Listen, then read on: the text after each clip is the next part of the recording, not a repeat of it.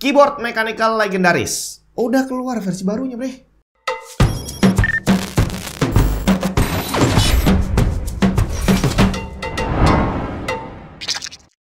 Ini adalah Razer Black Widow V4 Pro. Jadi ceritanya, kenapa saya bilang legendaris? Karena di saat awal-awal sebelum mechanical keyboard booming gitu ya, itu Razer kan adalah salah satu pabrikan yang udah ngerilis mechanical keyboard. Dan waktu itu saya sempat ngerasain, jadi dari awal rame-ramenya mechanical keyboard itu ya, itu saya beli Razer Black Widow. Dan waktu itu di saat orang lagi pertama kali nyari switch nih, mau blue atau red atau brown gitu ya, ternyata dia pakai switchnya green, bre. Dan waktu itu bingung, apaan green? Ternyata green switchnya Razer itu adalah blue switch versi Razer. Dan keyboardnya saya pakai sampai titik darah penghabisan, itu Black Widow versi pertama. Jadi switchnya sampai banyak yang rusak gitu lah, sampai nggak bisa dipakai. Terus akhirnya saya ganti, dan waktu saya mau ganti itu Huntsman udah rilis. Jadi Razer Huntsman itu adalah bukan pakai mechanical switch, tapi pakai optical switch. Dan karena waktu itu keyboard TKL udah mulai rame, saya gantilah pakai Razer Huntsman yang versi TKL, Tournament Edition gitu ya. Dan sampai sekarang masih sehat. Masih saya pakai, ya kadang-kadang dipakai karena udah ganti gitu ya keyboard utamanya. Tapi masih sehat, bisa dipakai dengan lancar gitu. Terus habis itu muncul lagi tren keyboard 60%, keyboard mini. Tapi setelah saya nyobain, saya kurang cocok dengan 60% karena terlalu kecil. Jadi saya akhirnya pengen nyobain yang 75%, yang kebetulan Black Widow ngeluarin versi 3, tapi yang mini. Dan akhirnya saya beli Razer Black Widow V3 mini itu. Udah sempat saya review juga. Dan sampai hari ini masih saya pakai di rumah. Dan saya sangat puas dengan performance-nya. Saya udah nyobain banyak keyboard dan akhirnya baliknya ke Razer itu tadi. Nah, kebetulan di kantor saya butuhnya adalah keyboard yang full size. Makanya kenapa si keyboard mini tadi nggak saya pakai di kantor. Dan saya pakai di sini. Udah sempat saya review lagi juga. Itu saya pakai Thermoshark.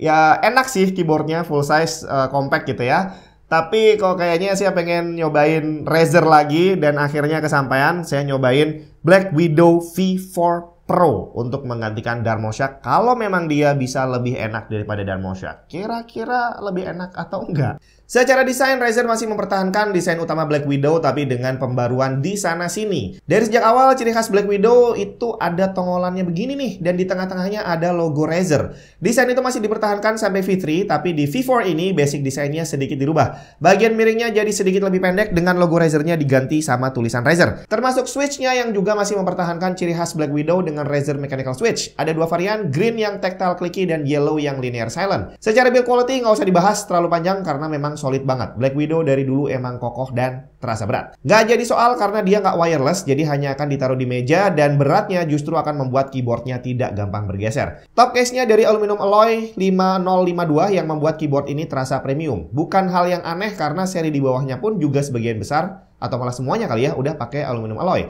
Tapi casing aluminium ini punya minus yang hanya bisa dirasakan sama kita yang sistem grounding PC-nya kurang bagus. Nyetrum, bre. Versi Pro dari Black Widow selama ini adalah seri full size keyboard yang dilengkapi multimedia button dan multifunction dial. Seri V3 Pro dan Huntsman V2 punya desain seperti itu, tapi desain ini dirombak pada Black Widow V4 Pro ini. Layoutnya masih tetap sama full size, tapi kita dikasih lebih banyak dial dan lebih banyak tombol ekstra.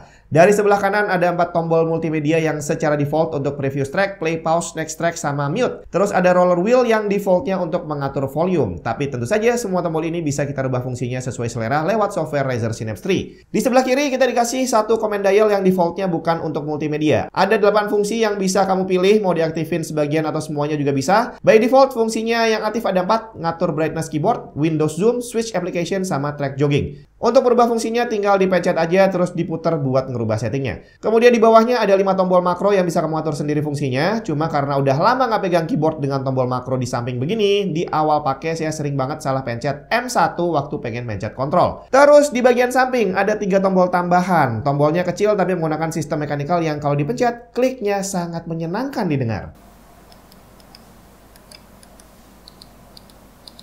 Seperti biasa, 3 tombol ini bisa diatur fungsinya semau kamu, tapi defaultnya mereka berfungsi untuk membuka screenshot menu, membuka Xbox game bar, dan membuka task view. Menggunakan konektor USB-C to USB-A yang di sini kita dikasih 2, yang satu untuk nyalain keyboardnya, yang satu lagi untuk USB pass-through. Untuk lighting, selain dari keycap ABS double shotnya yang tentu saja tembus RGB, di bagian samping kanan kiri ada underglow, plus ada wrist rest yang dipasang ke keyboard ini dengan sistem magnetis yang juga punya underglow di ketiga sisinya. Ditambah dengan pengaturan RGB lewat Razer Synapse 3, sampai hari ini saya masih bisa bilang bahwa Synapse 3 ini adalah salah satu software RGB terbaik yang ada di pasaran. Cuma sayangnya, Kalau mau pakai harus online bre, mesti login dulu. Di sini profil yang udah kita buat bisa disimpan di cloud atau bisa langsung disimpan ke keyboardnya yang punya onboard memory untuk nyimpan up to 5 profile. Nah, sekarang kita bicara tentang performance-nya. Karena dia adalah keyboard gaming dan salah satu yang dijual sama peripheral gaming adalah polling rate.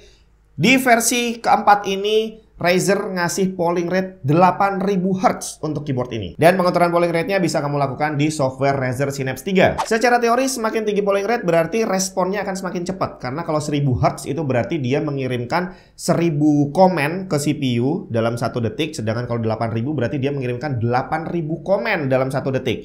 Jadi akhirnya harusnya secara teori dia memang 8 kali lipat lebih kencang dibandingin yang 1000 Hz. Tapi secara teori juga semakin banyak komen yang kamu kirim ke CPU, maka kerja CPU akan semakin berat. Dan Razer udah nulis warningnya di software Razer Synapse-nya. Di situ dibilang bahwa semakin tinggi polling rate akan menambah kinerja CPU yang akan bisa berpengaruh ke performance gamenya, terutama untuk game yang CPU bound. Cuma sayangnya waktu saya praktekin di PC saya yang pakai Ryzen 7 7800X 3D, tidak ada peningkatan kinerja CPU yang bisa saya lihat walaupun saya pakai polling rate 125 maupun 8000. Kerja CPU-nya ya gitu-gitu aja. Jadi mungkin buat kamu yang pakai CPU kelas atas, pakai polling rate 8000 masih nggak terlalu ngaruh kali ya. Tapi kalau kamu pakai CPU yang ya mungkin menengah ke bawah yang jumlah core-nya nggak terlalu banyak, pasang 8000 Hz untuk polling rate itu bisa mempengaruhi kinerja. Terutama mouse 8000 Hz yang geraknya itu akan terus-terusan dibaca sama CPU. Tapi gimana dengan aktual performance-nya? Gimana perbedaan pakai 1000 Hz dan 8000 Hz? Ya sejauh ini sih saya nggak bisa bedain ya.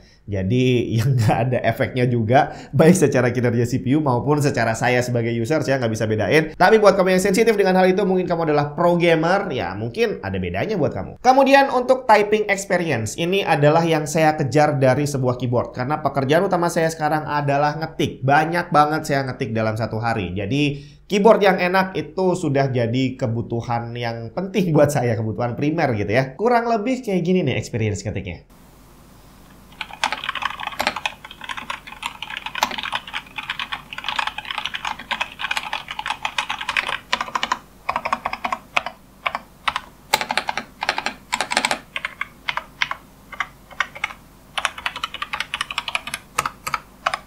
Oke, itu tadi suaranya. Saya nggak tahu apakah bisa tertangkap dengan baik atau nggak di video kayak gini. Tapi yang pasti sangat memuaskan. Bahkan dibandingin V3 Mini yang saya pakai, ini jauh lebih enak. Dibandingin Darmo Shark yang kemarin harganya juga lumayan mahal. Jadi harga resminya kalau di Indonesia sekitar 3 sekian lah ya. Ini jauh lebih enak. Baik secara feel ngetiknya maupun suaranya jauh lebih empuk dan experience mencetnya juga terasa empuk banget. Jadi sejauh saya pakai keyboard ini, sama sekali tidak ada komplain dari saya. Dan kalau saya bandingin nih dengan versi-versi sebelumnya, bahkan dengan V3 ke V4 ini aja, itu peningkatannya lumayan signifikan. Bukan hanya dari fitur-fitur yang sebenarnya nggak terlalu penting, tapi dari experience ngetiknya pun juga terasa jauh lebih enak. Tapi tentu saja semua ini harus kita bayar dengan harga yang tidak murah. Jadi keyboard ini memang bukan keyboard untuk kaum mendang-mending. Jadi begitu kamu bilang, wah mendingan yang ini, ya sudah, mendingan tinggal aja gitu ya. Apalagi dia switch-nya nggak hot swap. Jadi kalau sampai rusak, ya agak repot kalau kamu mau ganti switch-nya. Cuma buat kamu yang ngejar experience ngetik yang memuaskan, terus gaming performance yang juga bagus, dan juga RGB dan juga fitur-fitur yang